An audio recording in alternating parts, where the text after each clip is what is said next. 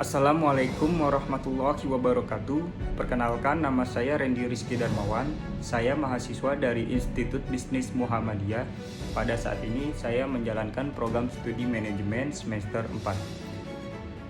Pada video kali ini saya akan membahas tentang perilaku konsumen. Apa itu perilaku konsumen? Definisi dari perilaku konsumen yaitu adalah suatu aktivitas atau kegiatan dari seseorang yang berhubungan dengan pembelian, pencarian, penggunaan, dan juga pengevaluasian suatu produk atau barang atau jasa yang sedang dibutuhkannya atau diinginkannya.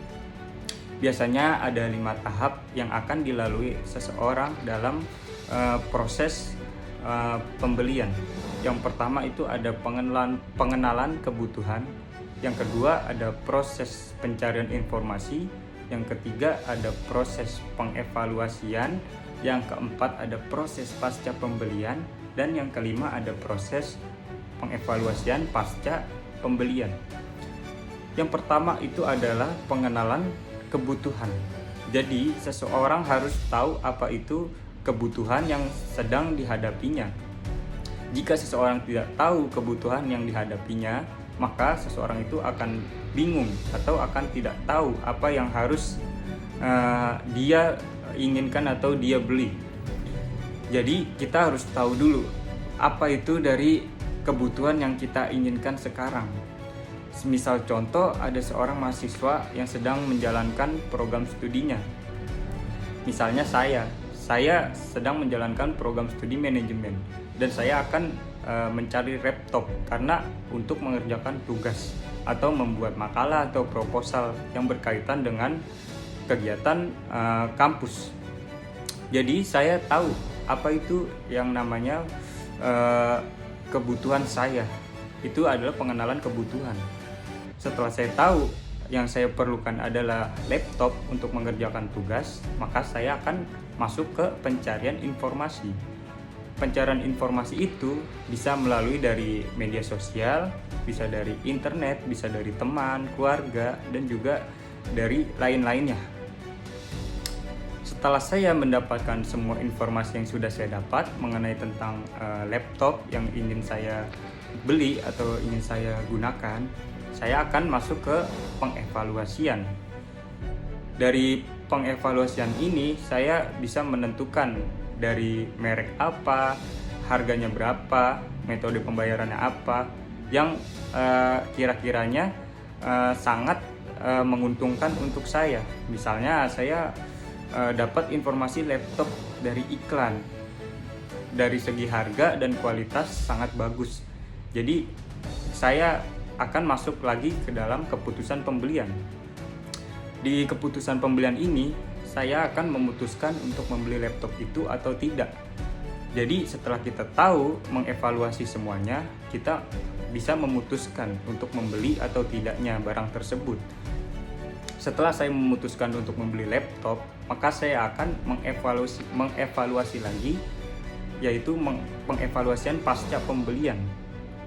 Setelah saya sudah menerima barangnya, sudah menggunakannya, saya mengevaluasi lagi laptop ini kira-kira ke depan bisa kita rekomendasikan kepada teman-teman atau keluarga kita atau tidak, atau tidak sama sekali kita rekomendasikan atau kita beli ke depannya. Karena seseorang akan mengingat suatu produk yang dia beli, atau itu bisa jadi penilaian dalam kepuasan seseorang untuk menentukan suatu produk. Dia akan mengingatnya. Kalau misalnya produk itu bagus, maka produk itu bisa kita beli ke depannya. Misalnya produk itu jelek atau buruk, kemungkinan kita akan kecewa dan kita tidak akan membelinya, atau apalagi merekomendasikan produk tersebut kepada teman-teman kita. Dan di perilaku konsumen ini ada juga faktor-faktor yang mempengaruhi keputusan seseorang dalam menentukan atau membeli barang. Itu ada faktor dari budaya, faktor pribadi, faktor psikologi, dan juga faktor sosial. Kalau faktor pribadi itu yaitu dari diri kita sendiri.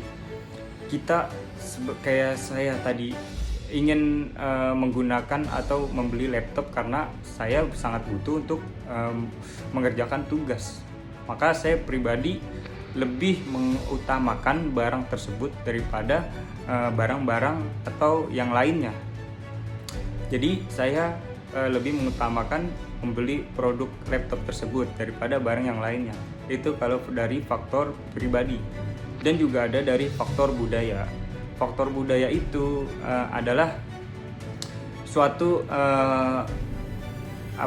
kegiatan yang sudah ada atau mengikuti zaman. Misalnya contoh, teman saya sangat menyukai atau menggemari negara Korea, yaitu artis-artisnya atau barang dari artis-artis tersebut atau fashionnya.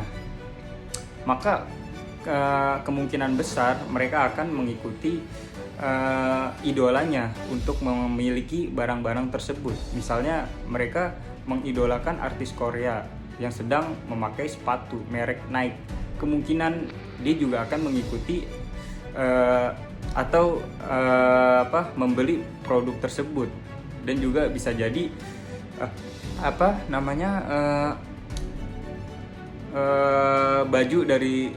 baju khas atau tradisional dari negara mereka itu kemungkinan akan dibeli oleh konsumen yang mengidolakannya.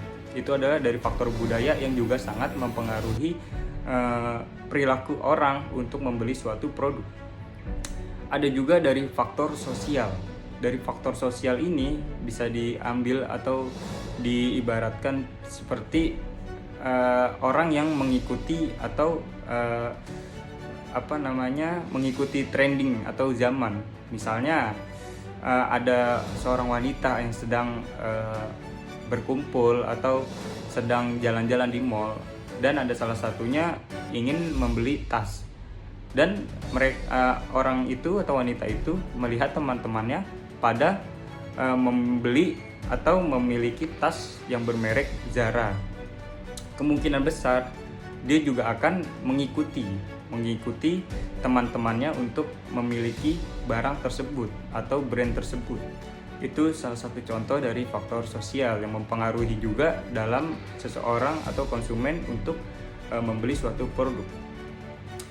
Di faktor sosial ada juga dari faktor psikologi.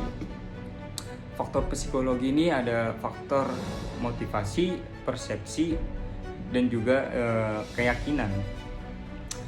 Kalau dari faktor motivasi itu, seseorang akan termotivasi atau tidaknya dalam membeli produk dengan apa yang mereka lihat. Seperti contoh, orang tersebut melihat iklan baju, kemungkinan dia akan termotivasi untuk membeli baju itu karena dipengaruhi oleh iklan tersebut. Ada juga dari faktor keyakinan. Faktor keyakinan itu misalnya ada orang yang meyakini kalau memakai batu akik itu akan membawa keberuntungan. Jadi dari keyakinan dia itu, dia akan membeli produk itu. Jadi seperti contoh, misal saya nggak yakin dengan barang tersebut, kemungkinan saya juga tidak akan membeli produk itu. Itu adalah dari faktor keyakinan. Dan juga ada dari sikap. Jadi sikap orang itu beda-beda dalam menentukan atau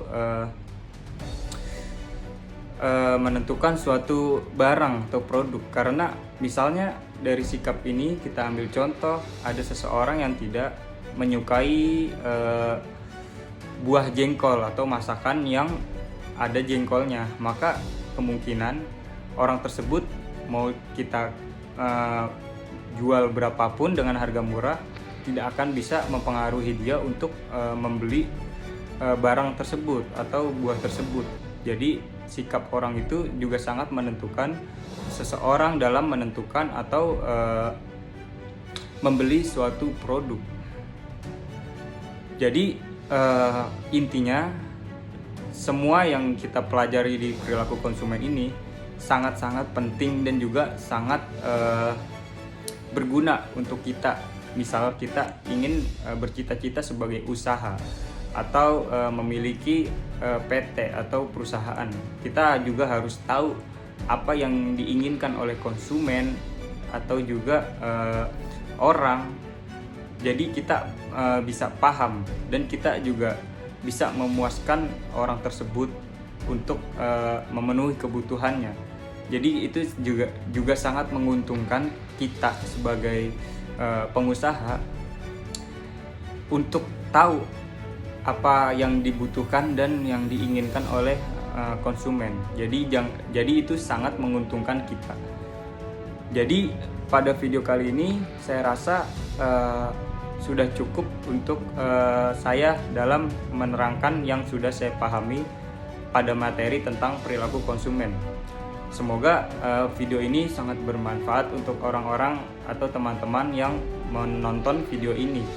Semoga apa yang sudah saya bicarakan mudah dipahami dan juga ada manfaatnya.